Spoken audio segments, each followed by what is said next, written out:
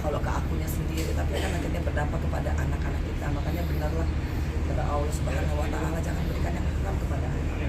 Dan kata dia, makasih atas nasihatnya. Kalau aku sih nggak nasihatin, Mas, ya Allah lillah gitu loh.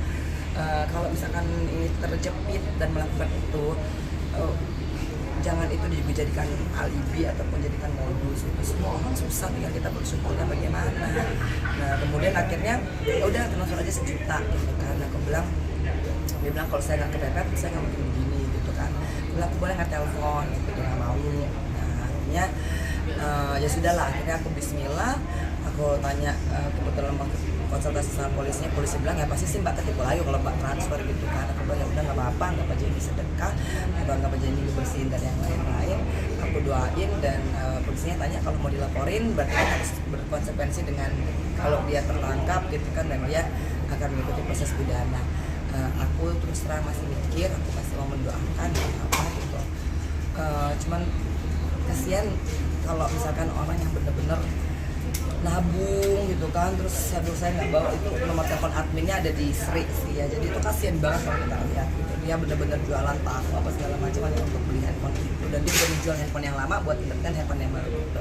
Tapi Bismillah gitu kan, aku langsung ya Allah ya Razak ya Razak ya Razak, nggak mungkin rezekiku ketukar, aku yakin Allah pasti akan membuka rezeki aku gitu, dan udah dikembalikan duit endorse-nya gitu ya. Jadi Bismillah lah, ada aja rezekinya. Berapa orang kena tipu, Mbak? Aduh, itu ada di nomor telepon adminnya, tapi yang beli handphone itu kayaknya mungkin ada sekitar 10 lebih ke atas gitu kan. Nah, terus yang kena tipu endorse juga lumayan banyak ya. Nah, terus sampai aku ada juga yang ngotot, sampai aku bilang gini, ya Allah kalau ngotot aku juga bingung gitu kan. Biasanya kan kalau endorse itu langsung ditransfer ke rekening artisnya ya, nggak ada via, dan ini semua banknya beda-beda, ada yang pakai bank Jago, ada yang pakai BRI, ada yang pakai BCA gitu.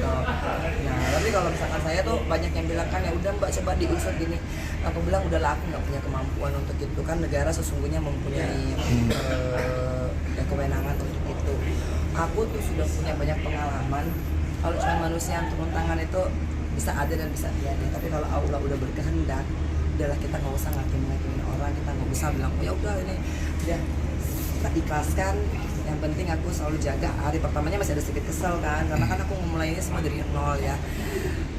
Astagfirullahaladzim, bener-bener ya kerja hal-hal tuh ya. Kalau dulu kan aku tuh kan gampang ya ini itu ya.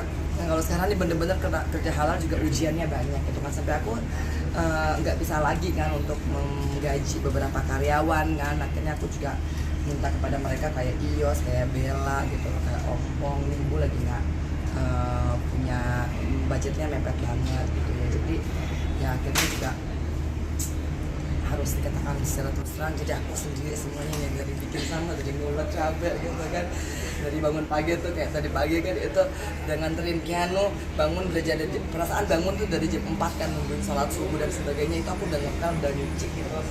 Pas habis sholat subuh aku langsung dandan karena aku harus ngisi di masjid di Tangerang.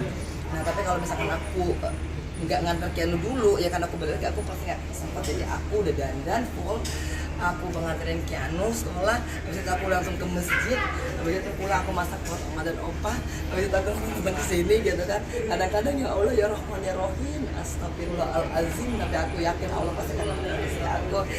Dan kerja halal itu walaupun capek sekarang, insya Allah aku terus yakin dengan itu, aku terus bertawakal. Kalau dirupiahkan berapa kerugian yang Mbak Enji? Karena kan aku ke cancel banyak juga yang mau endorse eksklusif gitu kan. Sebenarnya ini ada beberapa yang brand gede justru yang udah tinggal deal harga.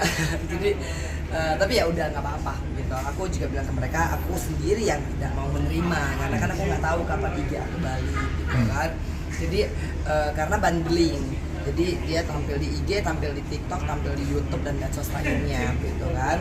Jadi aku sendiri yang bilang sama manajemen jangan diterima dulu gitu kalau misalkan yang, tapi kalau misalkan yang off air, misalkan aku jadi narasumber di mana-mana gitu kan, itu tetap aku jalanin, yang penting nggak ada ini ya dengan IG. Tapi memang alhamdulillah ya, maksudnya satunya begini lainnya Allah bukakan rezeki. Ini kayaknya cuma ujian untuk sabar lagi.